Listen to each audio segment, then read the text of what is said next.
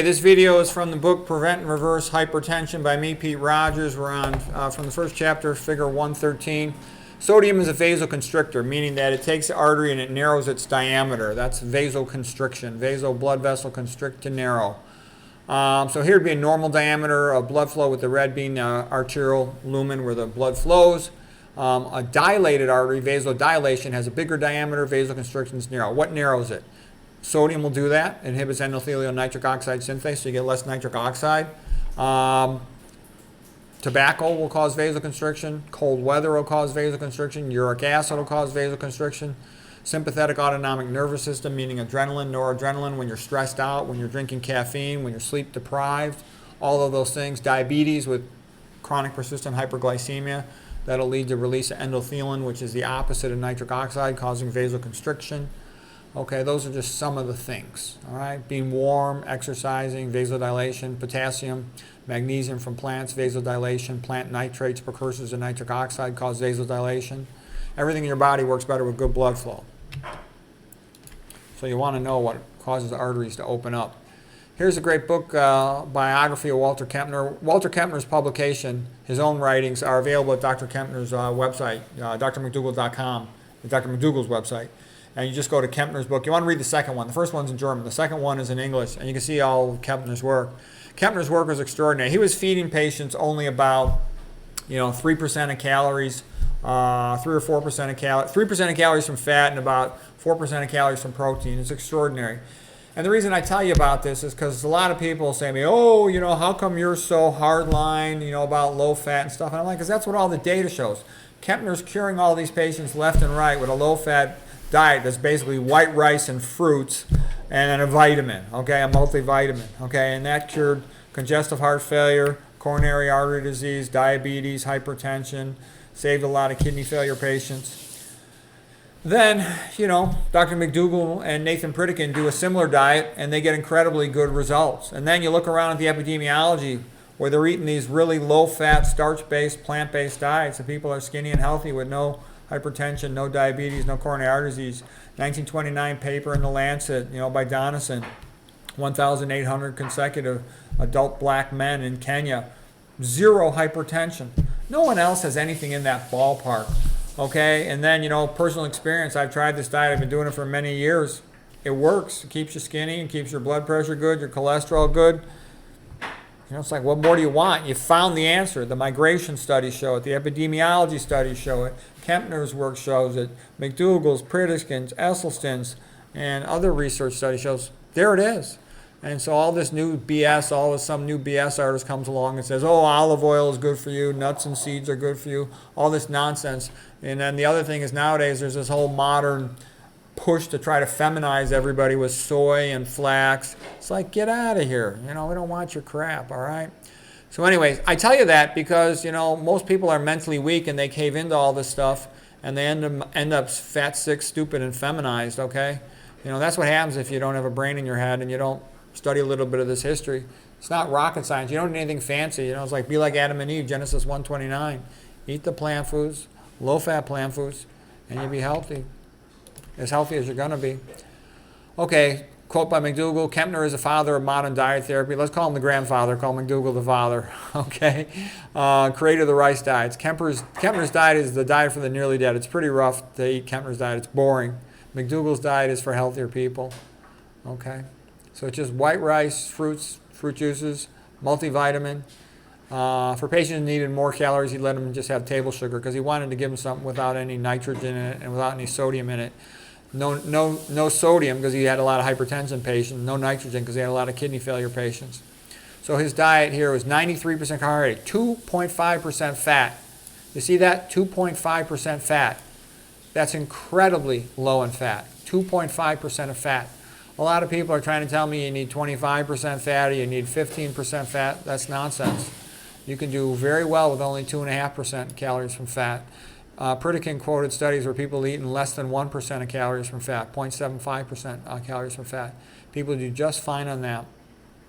Okay, to liven things up a little bit, going from the Kempner diet to the McDougall diet or the Spartan vegan diet or the Esselstyn diet, you can eat a wider variety of starches like potatoes, sweet potatoes, oatmeal, quinoa, carrots, and the grains, wheat, millet, all that stuff. Kempner had incredible results for reversing all the chronic Western diseases. I've made other videos about Kempner. McDougall's made videos about Kempner. Dr. McDougall has a whole newsletter on him, has his publications there.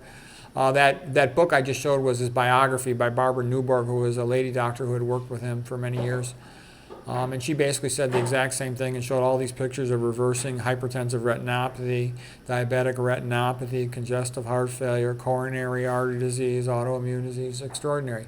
And here's a great book by Dr. Caldwell Esselstyn, Prevent and Reverse Heart Disease. And Dr. Caldwell Esselstyn has the best long-term follow-up results for anyone for the treatment of coronary artery disease due to atherosclerosis. Dr. Esselstyn says his patients who followed his low-fat vegan diet had none of them ever had a recurrent cardiovascular event. In his paper, he reported one, but he says that patient out of like 198, but he said that patient didn't actually follow the diet.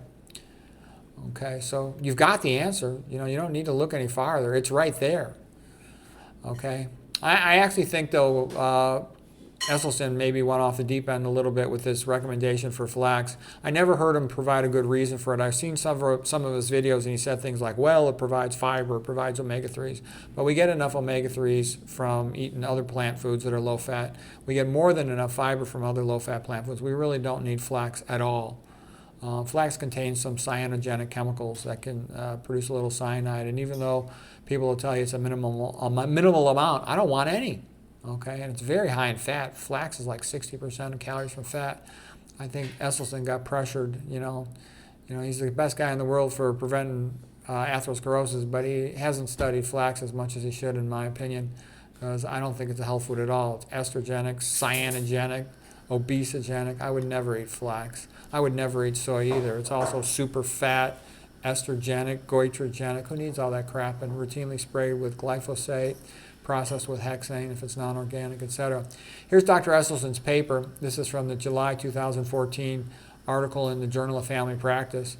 And he wrote a way to reverse coronary artery disease. Okay, 198 consecutive patient volunteers that he followed up. 89% stuck with the diet. And only one person had a recurrent event. And he claims that person didn't follow the diet. Okay, but that's pretty extraordinary. Okay, here's a paper by Baxter Montgomery, the cardiologist. He put a patient on a plant-based diet, and their ejection fraction went up from 22% to 42%. So that's reversal of congestive heart failure. You'd like your ejection fraction to be like up around 55%, and higher. So that's pretty extraordinary. And how many patients was this? This was 3 patients who reversed congestive heart failure.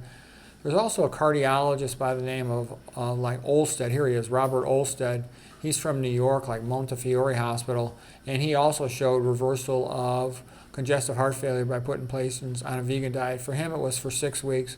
For Montgomery, how long was it? Did he have him on that for?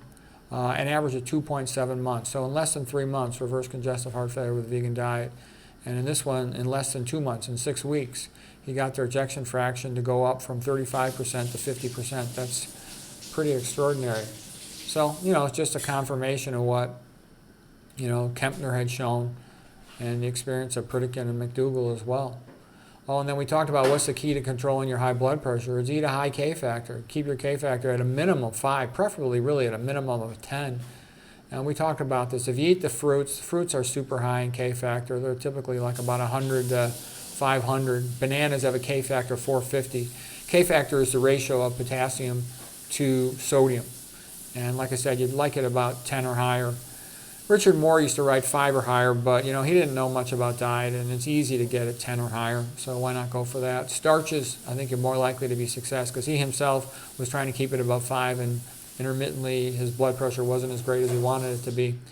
But there's lots of papers showing this. Here's a K factor, starch. Starches have a K factor of about 20 to about 100. Some steel cut oats go to 160, but in general 20 to 100 or so. Okay, so that'll help you prevent high blood pressure and reverse high blood pressure. Veggies are a little less effective compared to other plant foods in terms of their K factor, but they also have more nitric oxide precursors. They got more nitrates, like arugula, for example. They'll have K factors in this ballpark here of around, 5 to 15. Even meat's not that bad. Like ground beef has a K factor of 4. At least it's a whole food, but potentially somewhat whole food. I don't eat ground beef at all. I'm 100% vegan. But anyways, these processed foods are terrible. Soy burger, K factor 1.6. So anything below 4 I would consider terrible, okay? Cheerios 1.2, Cheetos 1.14, well less than 1. Potato chips 0.9, Special K cereal 0.06. These are terrible K factor numbers. So anyways, that's the big secret, and that's why blacks have so much hypertension, because they don't eat enough potassium and magnesium. So there's your answer. Millions of people die every year because they don't know that. So it's not just the sodium, it's the ratio of potassium to sodium. And potassium is high in the plant foods because the whole plant food, potassium is an intracellular ion. And when you eat the intracellular ion, you get the potassium because you eat the whole food. It's all sitting there inside the cell. And when you process a food, you grind it, and then they rinse it with water and solvents, and they rinse away all the potassium and magnesium. Then they put salt on it to make it taste better and as a preservative. So the processed foods are high in sodium, low in potassium and magnesium. Okay, a normal food though will have tons of potassium and very little sodium. So that's a big secret of how you can pick out foods that prevent hypertension. Okay, that's it for today. I hope that was helpful.